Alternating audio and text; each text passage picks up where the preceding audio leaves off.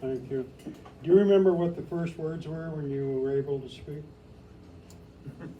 So there was kind of two moments. There was the first words that I spoke to my mom when I saw her for the first time after that surgery. And I barely remember this, but she told me that what I said was, "It's okay, Mom, I'm fine. I'll get through this." But then the second words, after not being able to speak for a long time, that I said was with my respiration therapist.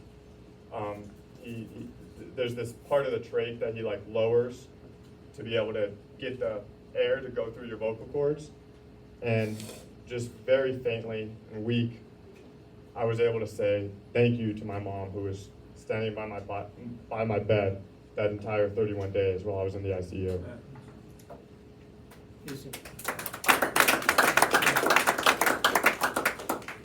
You are friggin' amazing. Were you able to finish high school, or where are you in your academic career, and where do you want to go? Because you can be a speaker for the rest of your life and make a lot of money just telling the story you've just told. So congratulations to you. Thank you so much. And I certainly wouldn't mind being a speaker, so if you have any more opportunities, let me know. I definitely have no problem doing this. Yeah, I was able to finish high school, so Craig Hospital and has a teacher at the hospital that helps kids that are in the hospital in high school and college age ranges help get through their academic process and finish that. And so with her help, I spent most of my junior year in that hospital working with her and with teachers at my school to be able to stay on track. I was really far ahead before my injury, so I didn't really get pushed behind all that much. And then I was able to go back to school my senior year and graduate with honors, and I did really good with that. So right now I'm currently taking a gap year. I haven't focused on college or anything. I'm still just working on PT and recovery. Like Bob Avery said, I'm working on driving again, and then I'll see what the future holds in me from there. What was your high school? My high school was Smoky Hill in Aurora. I couldn't help but watch your mother and the pride that she has in you. And as you spoke, you can see it again. Look at that. The other thing I think that helped you an awful lot was track. It's the only sport that I know of that you're all by yourself and you're the one that makes the difference. I used to be a miler, and I remember thinking, God, I can stop anytime I want to. But you don't. You move on, and I think you carry that on in your life. You don't stop because they could catch you. But anyway, thank you. Yeah, of course. It's good that you bring that up, because I believe that was a big role in my recovery. Is just like you said, oftentimes I'd be doing like a long run, and I'd be doing those like in the dead of winter, early in the mornings before school. It's like 5:30 a.m., dark out, and it's just me out there in the cold. And yeah, I often did have those thoughts where it was, I can just stop right now, call my mom to come pick me up, or just walk home, and nobody would know. Nobody would ever even know. But I always pushed through, and I always knew that I wasn't running or doing this to prove myself to anyone but my own self. And I think that same mindset has really carried over throughout this injury, because there's a lot of times when I am on my own, and there'd be no shame in stopping and quitting.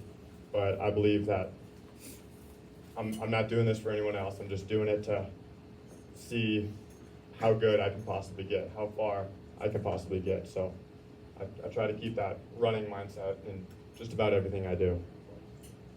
Your dad probably had an important part too.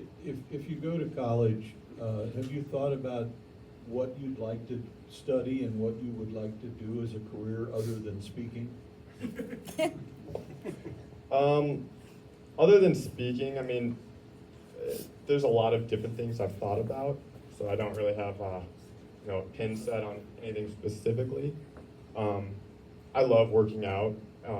Before my injury, that was my whole life, and after my injury, that's been my whole life trying to do this rehab. And I've been involved in like the athletic training side of a lot of things, and I really enjoy that. I don't have any problem doing that every day, so I wouldn't mind that. But I also really like psychology and understanding the mind a little bit better. And one of my good friends I know who's been through similar stuff, he does mental toughness training as his career, and I think that would be possibly a pretty cool option too. What was your first time? Casey? It's 4:47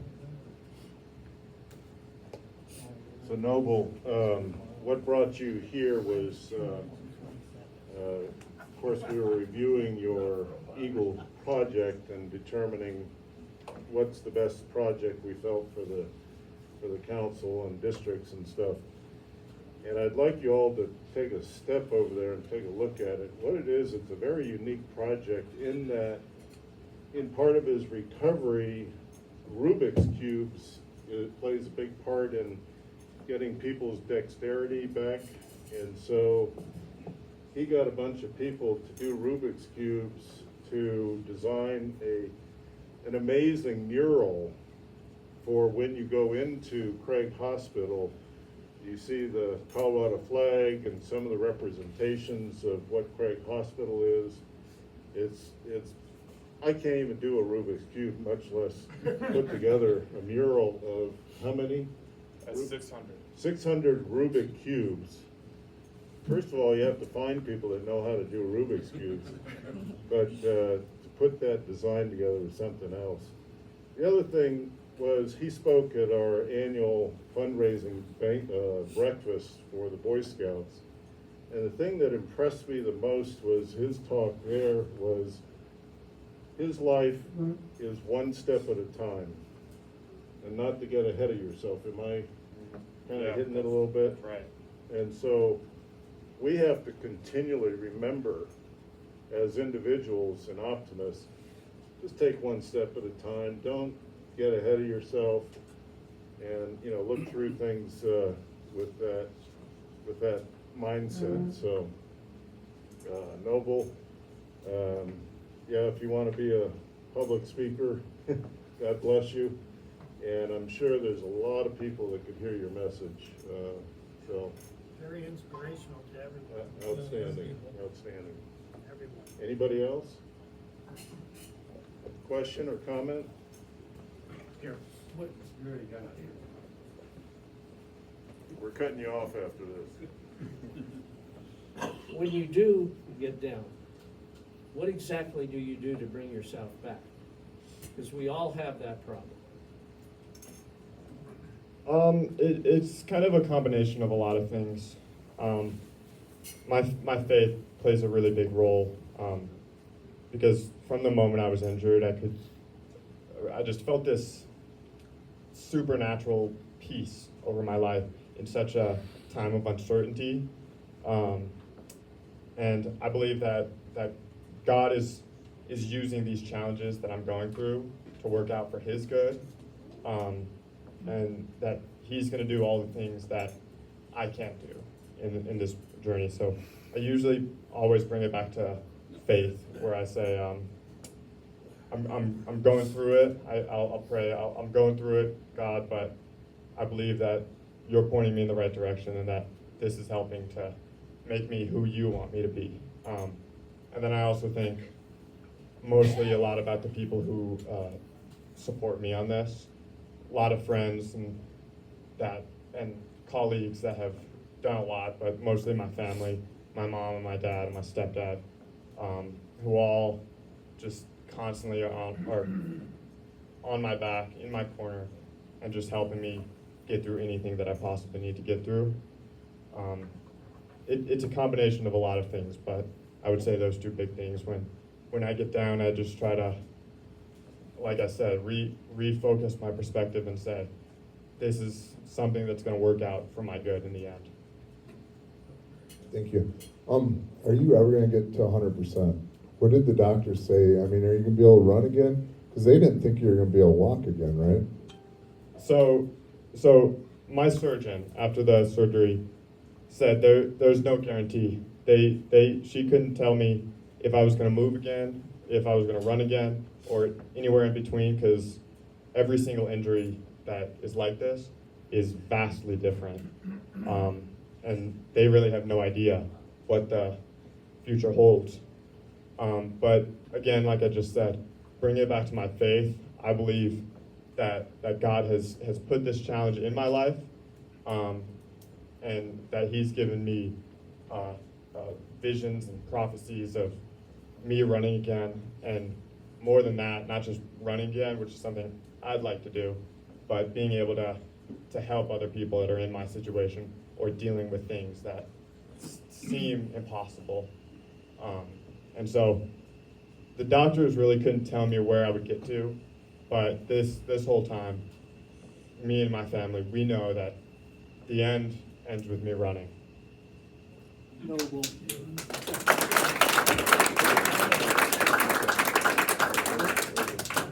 All right, I gotta learn how to use a microphone. Noble, you're fantastic, okay? I'm going through a different type of rehab and I don't have your faith. So it bothers me when I fall over, okay? And you've done just absolutely fantastic. What about your three friends? How were they hurt, and have you been able to keep them with your faith together to look for the same thing you did? So thankfully for everybody, I was the worst off in the whole injury, in the whole car wreck. So I just had the broken neck. One of my friends, I mean, he got beat up head to toe. Nothing that was a lifelong injury, but you know, definitely current struggles that he had to get through. You know, messed up knees, shattered ankles, bad internal bleeding, but you know, he's doing really good now, and he's recovered fully from it. And then the other two guys, they both had some pretty bad concussions in the injury, but besides that, no other physical injuries that you could tell. And so right after the injury happened, our cross-country coach, she texted all of us and in a group chat and said, in this journey from now on, you have to be relentless in everything that you do, in your recovery, in your faith, in every aspect of this journey.